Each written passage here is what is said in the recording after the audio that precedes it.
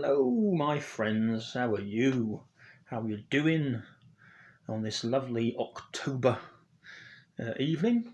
It's October the 22nd. It's a Friday here in a rather chilly, and rainy, wet Rill by the seaside. It's been quite wet and cold and blowing for 3 or 4 days now. But actually, it's not so bad at the minute. It is between tea time and bedtime, and I'm here because I've not been here for a while.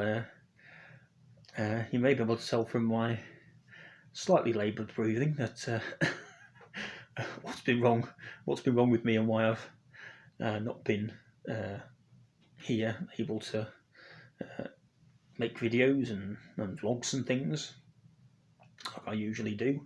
I try to do at least one a month, to be honest. I can't remember the last time or when the last time I made one was. But anyway, long and short of it is, just over a month ago, maybe a month and a half ago, when I was out over at the local supermarket for my few moments out of the house to get the bits and bobs we needed, I must have picked up somebody else's flu, and it's been a bit of a nasty one, to be honest. Hit my chest straight away, straight to my chest. As a lifelong asthmatic who's has to medicate twice a day, every day, all of my adult life and most of my childhood, on top of my heart problem, which, touch wood, is about finally to get addressed after more than a year of struggling with that, which also limits my breathing and what I can do.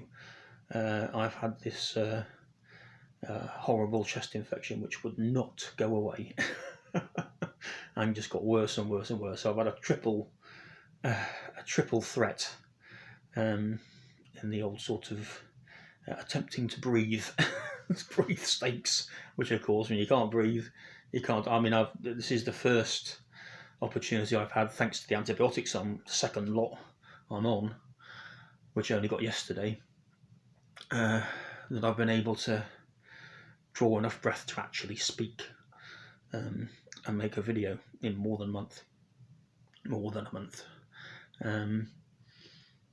Pretty nasty. I've been on the verge of calling an ambulance at least 4 times.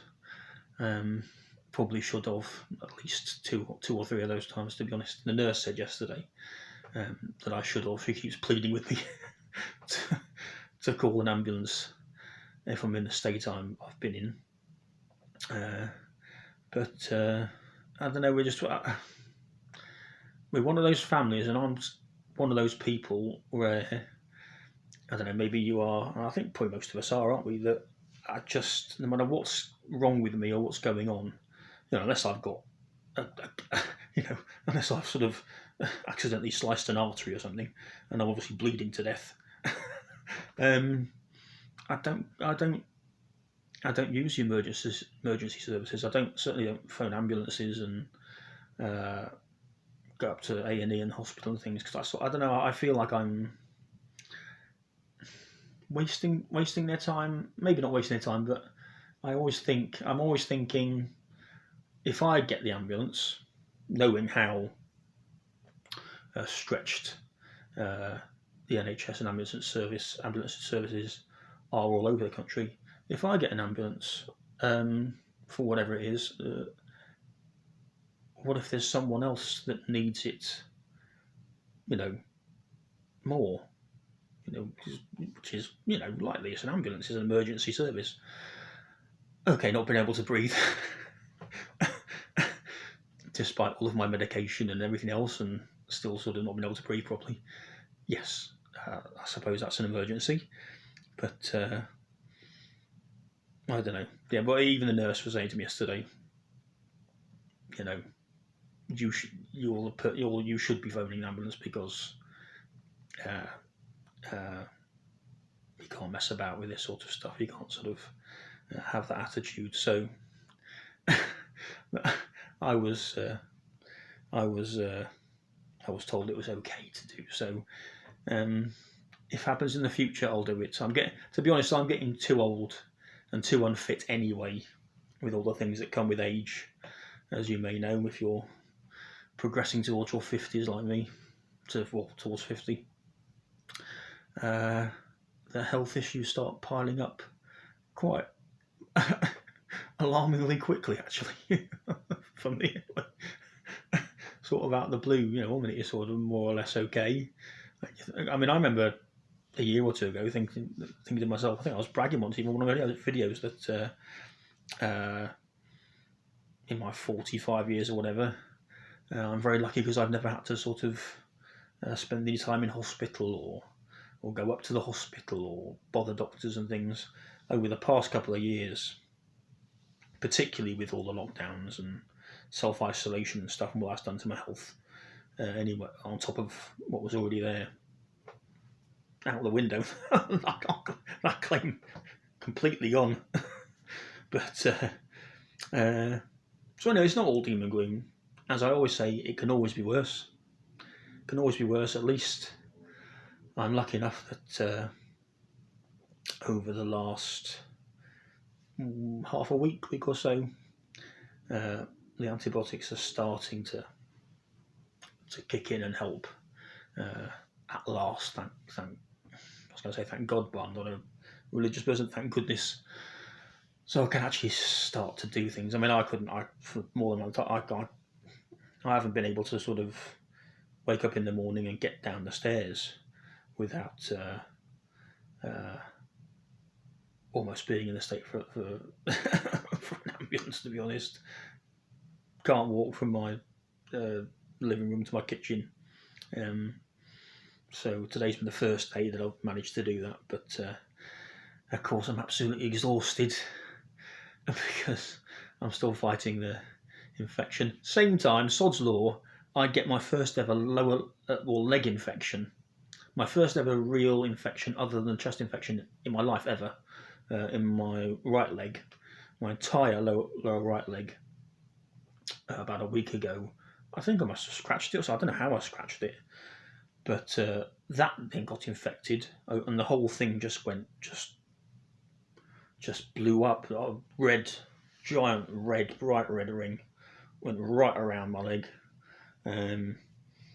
blew up, and it started leaking like a sieve, which was quite disgusting. So I had to dress it every single day, 2-3 times a day to begin with, and so that's been.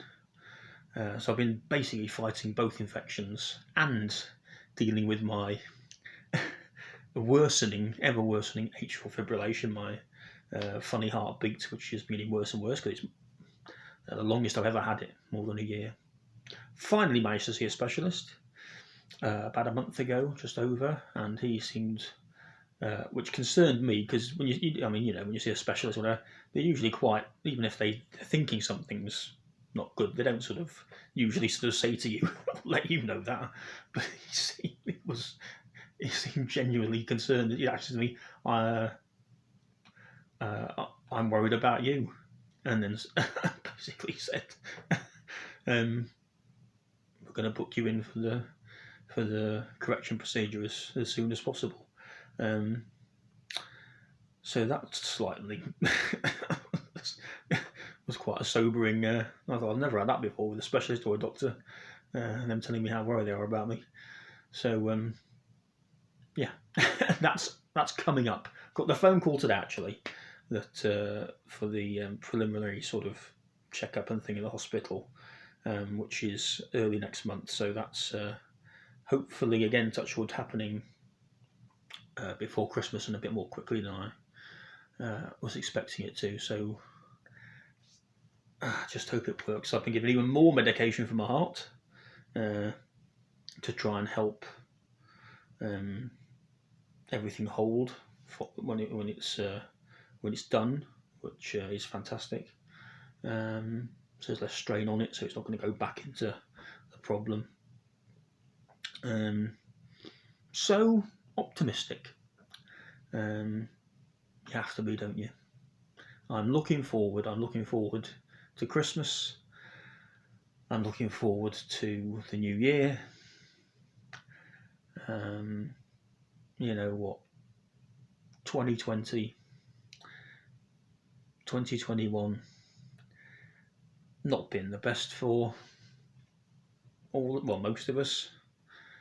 I suppose for me, probably for you, just feel like, two wasted years really, that we've had to sort of just, or not been able to do anything really, or get on with life and really enjoy life and things. And life's, it's life's short, as one of my favourite comics in the US says, Dave Chappelle.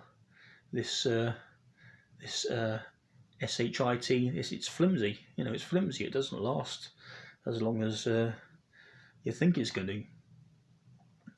Your health doesn't last as long as you think it's going to, or would hope it would, which is a lesson I'm learning, particularly over the last sort of 2-3 years.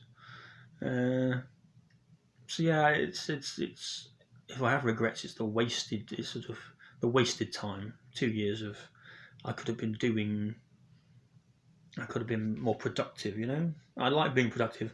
It's funny. I used to be a person when I was younger. I think really because I just didn't have any sort of direction. There was no one sort of saying you could do this or you could do that, or if you took these steps, you could. What would you like to do? You can get to this. That just didn't happen really. Like for a lot of young people now, particularly working class kids and poor kids, like I was at the time. You don't tend to have people guiding you like that, and sort of telling you how to go about things, or how to sort of achieve your goals, and all that happened much later in life. Luckily, it happened at all, but much later in life. Not until I was in my early 30s, early to mid 30s, and I started to get extremely, I don't know why, just extremely driven. I suppose again, I was thinking, in your early 30s now, the past 30 years as a kid and teenager, but particularly as a young adult, have just been a waste of time. It's been, it's sort of been wasted for you, really. And I'm not going to do that for the rest of however long I've got. So I am an extremely driven person, and I drive myself. I drive myself round the bend on a daily basis, because every night when I go to sleep, I think, well, what have you done today? What goals have you sort of achieved? Or and of course, for the past couple of years, that's not really been possible because lots of things being shut down. For example, my university, of course, having to, like all universities, close, and having to take the year off of after the first year of my PhD. I was supposed to go back at the beginning of this October, but again, because of my health, I've had to now delay that even further until I've had the correction for my heart and my health got better, and I can work on my health and get it somewhat back on track, so I can concentrate back on what I need to do for the final 2 years of that. So that's been a bit of a mental blow for me, because again, that's my main goal. Is to do that and get it done and finished and achieve that sort of final goal after more than a decade putting myself through college and university and the different sort of levels you have to go, which has been bloody difficult for me in every sense. I'm not the smartest, I'm not the quickest, certainly not the fittest or fit enough half the time, and I think I said before on the channel, I've never had even the basic amount of funds I need really to do it. So it's always been a massive struggle, stress and strain over and above what an average student would have to do. It's been like digging myself out of a mine at the same time as trying to jump through all the hoops. So yes, that's been driving me round the bend, and sort of is. But I can see the light now. I think at the end of the tunnel, I can see, hopefully, that my health's sort of getting there. We'll be getting there at the beginning of the next year, I hope, and I can then resume finally my main aim, which is to become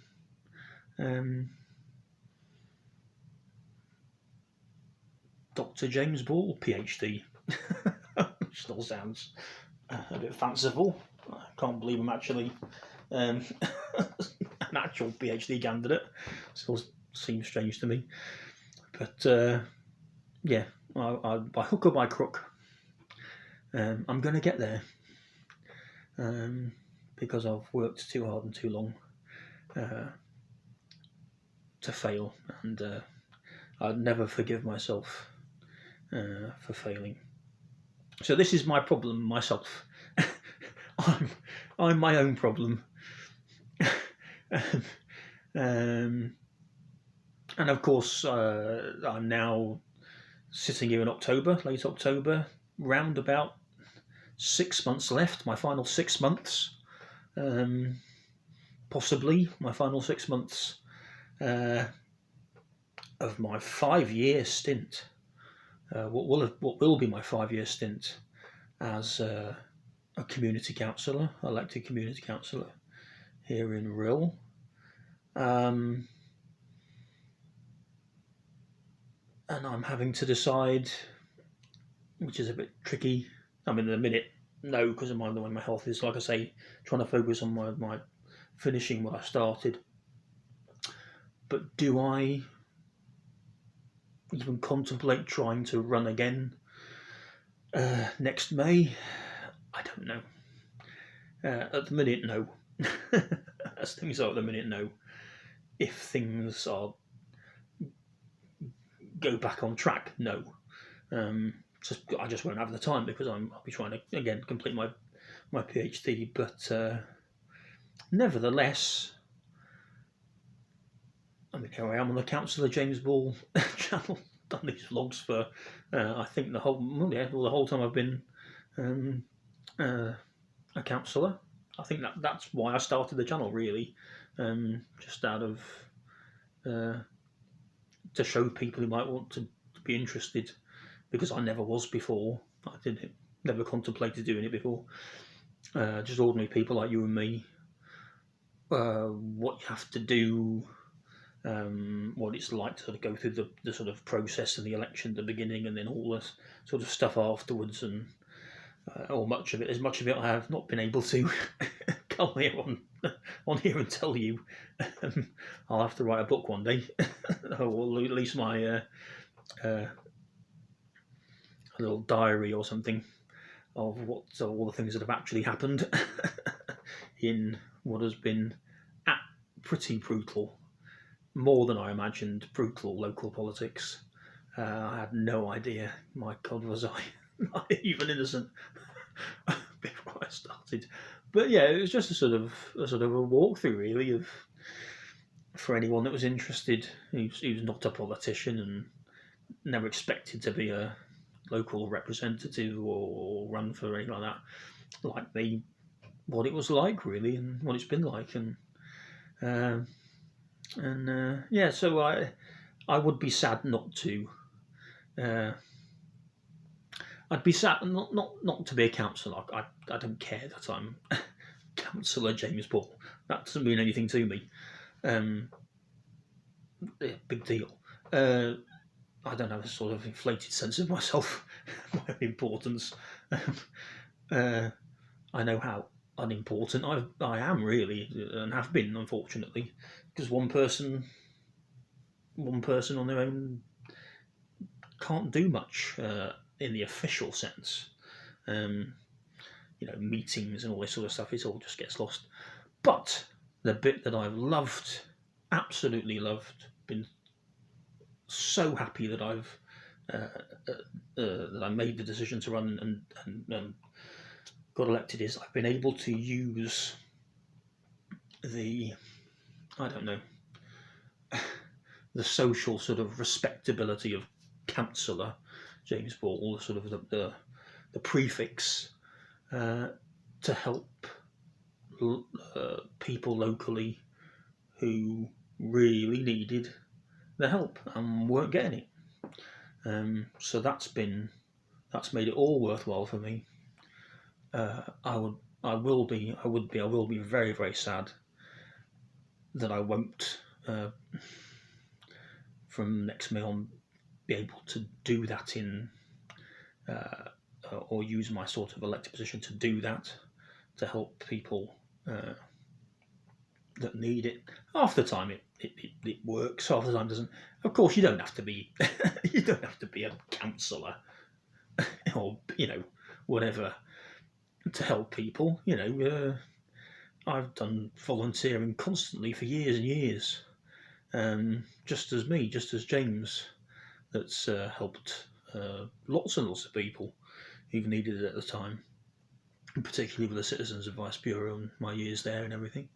So my plan is, if I have the time from the PhD, which I might not, but I don't know, is to, if I'm no longer an elected councillor, is again to volunteer my time, probably at a local food bank or something like that, because I've not done that yet. I've done lots of other things. I'm still a volunteer at a local welfare, one of our local welfare charities. I've been a volunteer at my local credit union, like I say, the CAB for years. So that's probably what I plan to do coming up.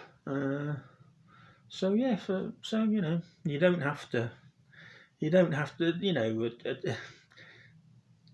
achieving this or achieving that doesn't define who you are. You are who you are. You're you. You're what you decide to do with yourself, your time, your talents, your experience. Particularly if you want to use those things to try and help people who are worse off than you, struggling more than you.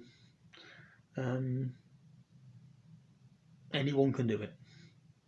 Anyone can do it. You don't have, if you're Joe or Jane Doe, that's all you need to be. As long as you've got the will to do it and your heart's in the right place. There's plenty of opportunity out there. People will bite your hand off for your help, and to have you there. That's that's the takeaway, I think, from all of this. So anyway, there's approaching 25 minutes, so it's long enough, really, listening to me prattle on. What else has happened now? Universal credit, I'm still on that, which I wasn't planning to be, but obviously because I've had to extend going before I go back to university because of health problems, I'm still back on universal credit. I've applied for ESA for the first time in my life. I'm still waiting for them to get back to me on that one. I've applied for PIP for the second time, still waiting for them to get back to me on that one. So I'm still technically on universal credit, and last week is the first time in 18 months or since the pandemic began where I was expected to actually now physically go back to meetings face-to-face in my local job centre. So I'd be interested to know if you're on universal credit or ESA, or which is also obviously rolled into that now, and all that sort of stuff, if you're now being required to go back to your face-to-face meetings wherever you are in the country. But obviously, it was supposed to be last Saturday, which is funny, it was Saturday. my first one, but again, I couldn't do it because I didn't have the money for transport, and there was no way I could walk with my problems to and fro the place, because there's a great big bridge between me and I can't even walk on the flat on the distance. So they very kindly gave me a phone call, so that was good. So now I'm off to try and, between now and the face-to-face meeting next time, I've got to try and persuade my doctors to give me a fit note to show to them. So that's going to be a lot of fun to try and do, because if you've ever tried to get a fit note out of your doctors, you'll know how what that's like anyway. So that's if I can get hold of one. So God knows I'm going to even get hold of a doctor to try and do that. And anyway, that's what's going on with me. I hope you're well. I hope you're doing well. I hope you're okay as much as you can be with everything that's going on. I hope your life's starting to get back on track. Please comment down below. Let me know how you are. I'm always interested. I always hope you do. Anyone that watches this, so I can find out about how you are and what's going on with you and your life. Yeah, thanks for watching. This is Councillor James Ball. James saying ciao and out for now. Bye.